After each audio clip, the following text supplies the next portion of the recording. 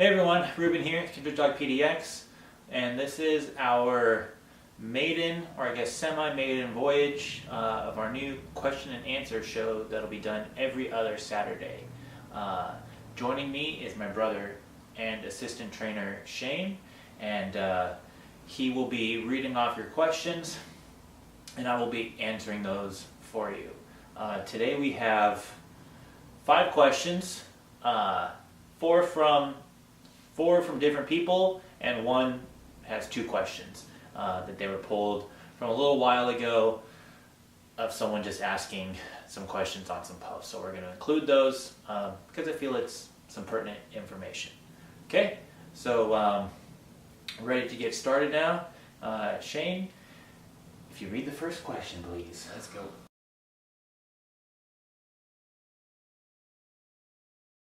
So we got first one from Brenda's 94303 says, or rather asks, whenever we walk past other dogs, he lunges and barks.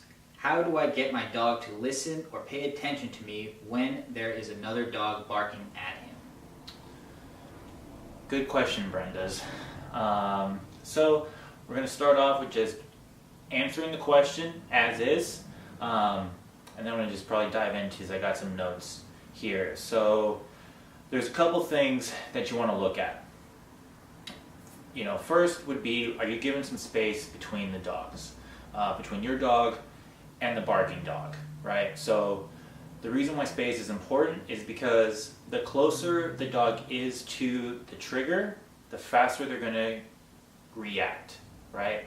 So sometimes by giving some space, we can help mitigate that spatial pressure that the dog is feeling from the other dog, okay? And then it gives you time to interrupt any of that loading stuff going on at a greater distance away, you know? And as your dog gets better, you can think about closing that gap.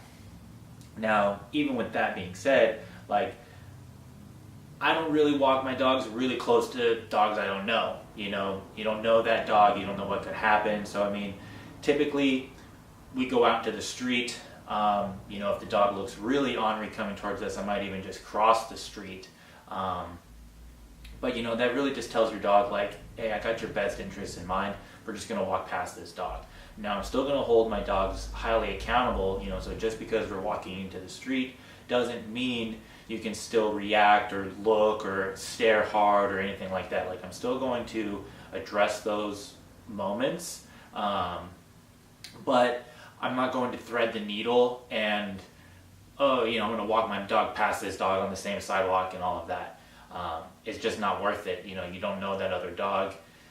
It could jump in front of it. I mean, you don't know. So just give yourself some space, you know, cut you and your dog some slack about maybe needing or feeling like you have to brush elbows with the person coming towards you with their dog. The other thing I will add is that what kind of tools are you using? So we need to interrupt at the first sign of escalation. For this, we would use the remote collar and the prong collar on the walk. So the prong collar is going to be your steering wheel, you know, so that's going to give your dog direction as to where you want their head to turn. And then the remote collar will be the tool that we use to interrupt any hard staring. The reason why we do that is because sometimes the prong collar, while it's a great tool and we use a lot, it can escalate the dog if it's not done right. So there is some mechanics that go on in there, you know, handler, you know, what's the ability of the handler look like? You know, so the remote collar really finds a level the dog cares about to cap that behavior, but also allow you to remain calm, cool, and collected that whole time. So again, the remote's going to be the easiest spot. Loading, you know, we want to get it at the first sign of loading, right? So loading is going to look like the ears are up, the forehead's wrinkled. At that moment, your dog is starting to load, and if that goes unchecked, it's just going to keep building, right? Until we get the barking, lunging, and all of that stuff at the end. So we want to intervene right there and that allows us to use way lower levels. Also, utilizing space is going to allow us to use lower levels, but that's going to be a good thing right there for you. With that being said, again, you'll also want to look at other areas that your dog could be practicing impulse control. So a dog who's barking, lunging, and all that stuff at the end of the leash can be a symptom of a lack of impulse control. So you want to look at, like, how is the dog in the house? How is the dog on the walk without barking dogs? Are they pulling in front? Are they smelling every bush? Are they walking with you, behind you? Does he go in the crate? Is he calm in the crate? Does he practice place? Can you move around the house freely and he hangs out on his bed despite the world going on around him? All of these things contribute to having an overall healthy walk. Okay, so if your dog is spending his day looking out the window barking at dogs, it's going to show its face outside. Okay, so one thing that we always talk about here is it always starts inside the house. Whenever we get dogs dropped in here for a board and learn, all the training for the first week, maybe even longer, starts right here in the house. This is where we cultivate a nice walk. This is where we start teaching place command. All of this stuff, we try to lay a really solid foundation in here before we even step outside. Because if they're messing around in here, it's going to be exacerbated once we get to the outdoors. Okay? So I would take a look at those things. What does the house look like, right? If your dog could use better impulse control just on really easy things, an easy one for us is typically like, if you put your dog on your dog bed and you went into another room, is your dog going to stay there? If that's a yes, he'll stay there. Okay, then maybe we need to find some more challenging things. But sometimes that's not the case, and that's where we would start, is like, let's get the dog to hold a place while we leave the room. Okay, and then we would just build up from there.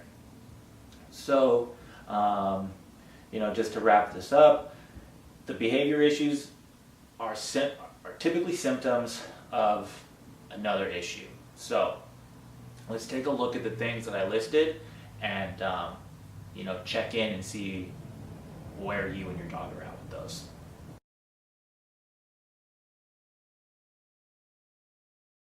This is from Christina. We're going to say Christina N. I don't want to mess up the pronunciation. She writes, I have 2 teacup chihuahuas. We have no yard, so we have to walk them every couple hours. If there's another dog outside, they go absolutely nuts, barking, pulling, lunging. It's so embarrassing that I just grab them and run back inside the house. I got a vibration and tone anti-bark collar, and it doesn't even faze them. Help. Thank you. Thank you for the question, Christina. This one echoes a lot of the same stuff from the first question. Okay, so I would suggest taking a look at those areas that I listed in the answer for the first one. What's it like in the house? Impulse control. We really want to make sure the house is looking good.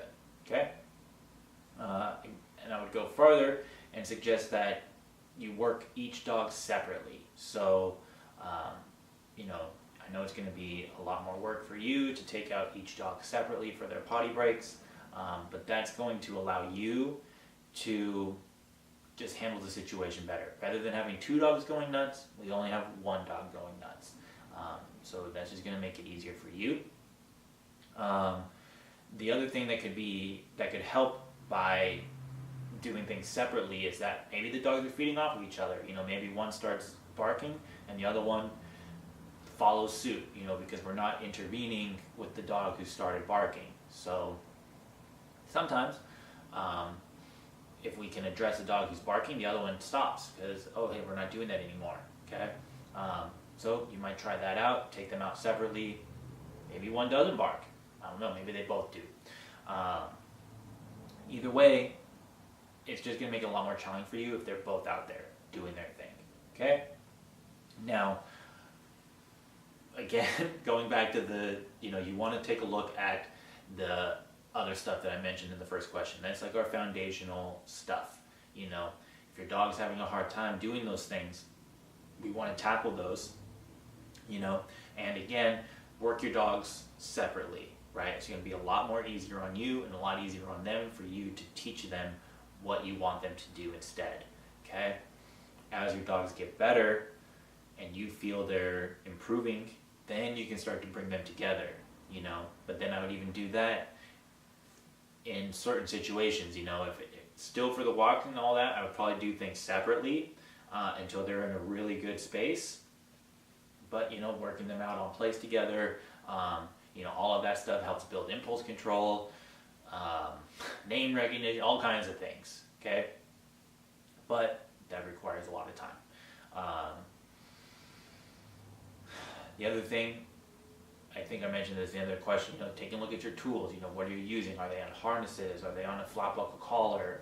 We want to make sure that we can move their heads so that we aren't working against things, right? If they're going left and we're trying to go right, or they're going right and we're trying to go left, they're just all over the place, we're not in control. So you'd want to look at, either getting like a little mini prong collar like this from this company called Kimberland Collars. They make little micro prong collars for small dogs, or even a simple little slip lead, right? It's just you just slide this over the dog's head, boom, like that, okay?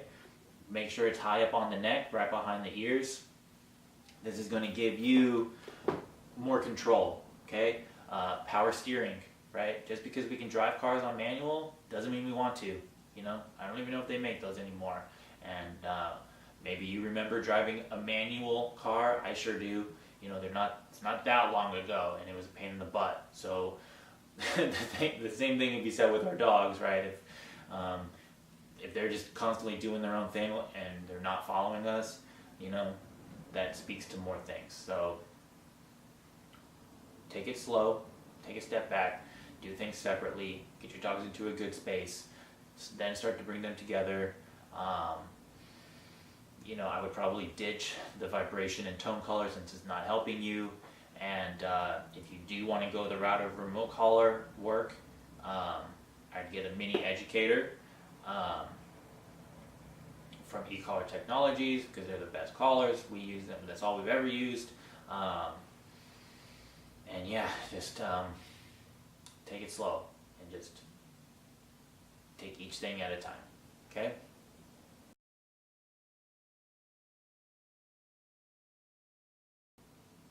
All right. Question number 3. Margot Mary writes, my Shih Tzu is all of a sudden terrified of the sound of the dishwasher. In order to run it, I have to put her in my bedroom, turn on the ventilation fan in the bathroom, and turn the TV up loud to try and block the noise. She still shakes most of the time it is running. Even when I'm just loading or unloading the dishwasher, she gets shaky. What can I do? Thanks. Thanks for the question, Margot Mary. I'm sorry to hear that your dog is all of a sudden afraid of the dishwasher. And I'm sure that might be a nuisance for you to have to turn on all these things to try to block the noise, but your dog is still nervous and unsure about them. So to just answer this question, like on the surface, we would use a place command for this.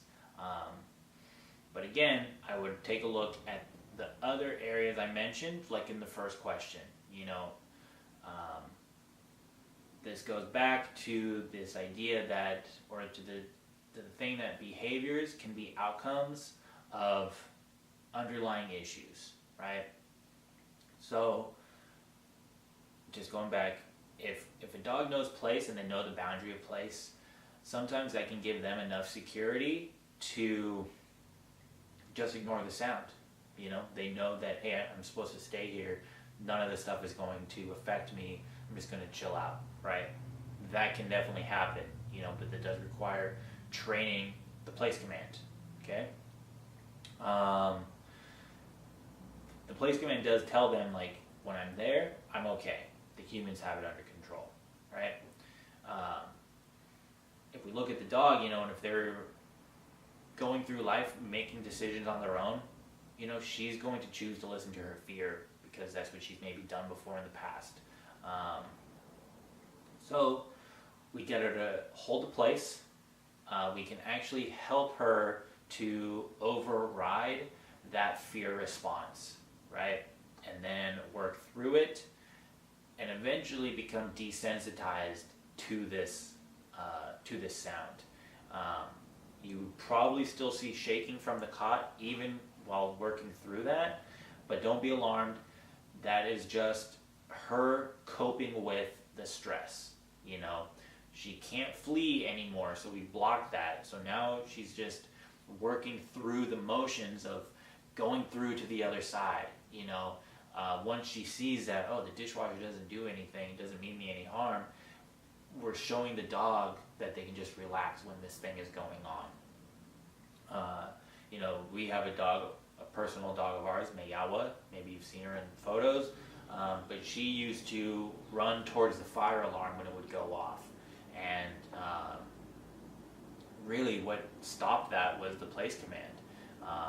Teaching her it in a multitude of ways, holding place with dogs walking around, holding place with opening the front door, just really practicing that a lot, really almost made that a non-issue, okay? Because we did so much legwork on building impulse control in her. So, let's see, in my notes here, it just takes reps. You teach this, you condition it over and over and over and over. The dog is just going to get better at it, right? So yeah, I would go back, take a look at the other areas that we talked about before. What's the walk like? Because those are all things that are impulse control. How is she in the house? Does she listen to you? Does she come when called when you call her the first time? There's a lot of things that need to be happening, because typically addressing the dishwasher it's not about the dishwasher, right? It's not about that. It's like, what are these other areas that we can look at to tackle and get them to be better, okay? Because sometimes that particular thing that you're thinking about can sometimes just go away, because the dog now has a better understanding of what they should be doing, okay?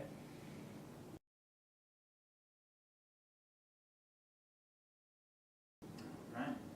And our last two questions come from Salvaged Pearl. These were from previous posts, but they do coincide with these questions here. The first one being, are these cots a preferable tool in training versus just a dog bed? Thanks, Salvage Pearl, for asking these questions. The cots, we like them because it is a definitive boundary for place. You can definitely use a dog bed. It is a boundary. The dog has to step on it. It is different from the floor, but the place for us, is just more definitive. The dog has to step up. It is definitely different than the carpet or the hardwood floor, so these things just make it, I feel, easier for the dog to learn on. It's not impossible for dogs to learn on a dog bed. They just might break a little bit more, so we just might have to remind them a little bit more until they get it.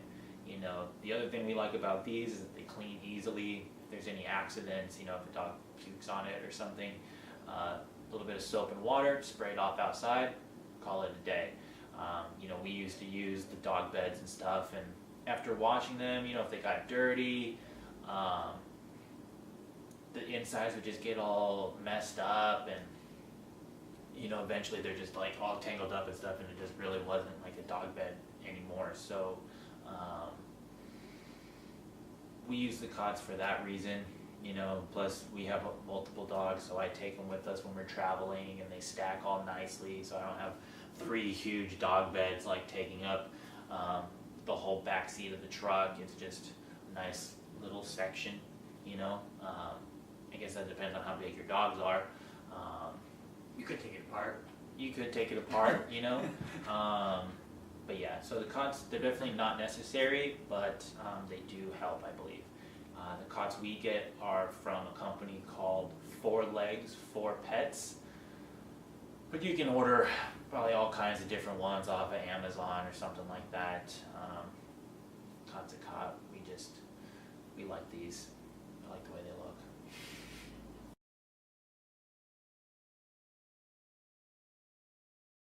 All right, and her second question, do you recommend a particular brand for a remote collar? There are tons available and I'm a little overwhelmed. Alright, so when it comes to remote collars, we typically use all the time, not typically, we use it all the time, is the Mini Educator from eCollar Technologies. It's a high quality remote. It's got a multitude of levels, you know, it's 100 levels, going from super soft to uncomfortable. You know, probably never have to use those super high ones for most cases, you know, but it can happen.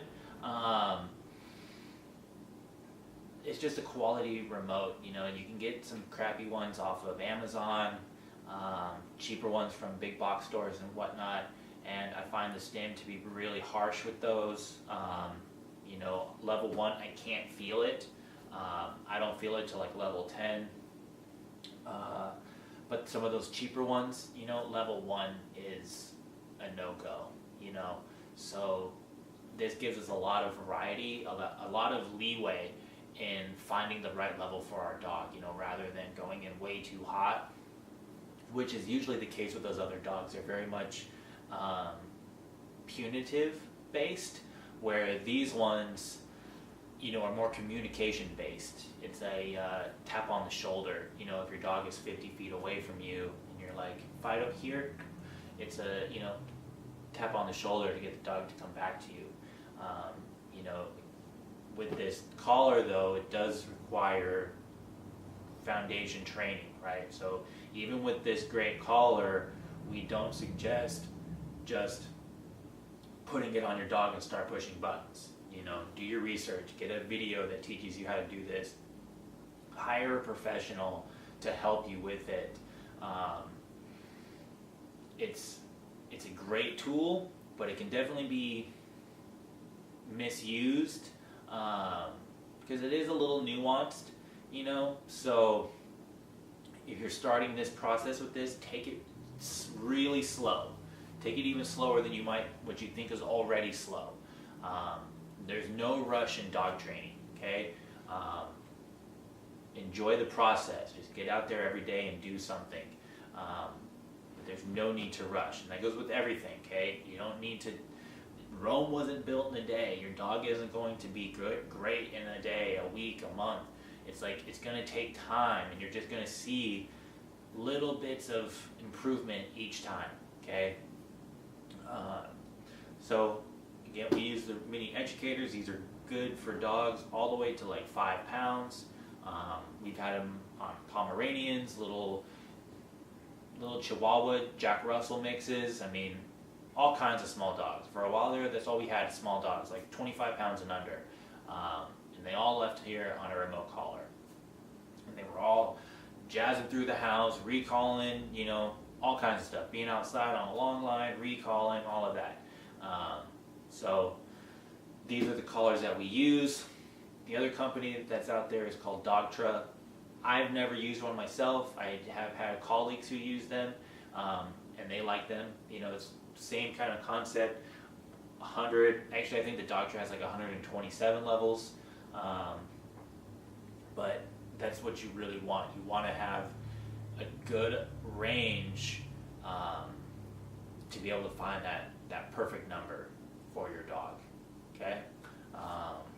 So I guess that wraps up for the questions. Thank you for submitting those, and And if any of these questions, if any of these answers help, we would love to hear some feedback. We hope to be doing more of these in the future.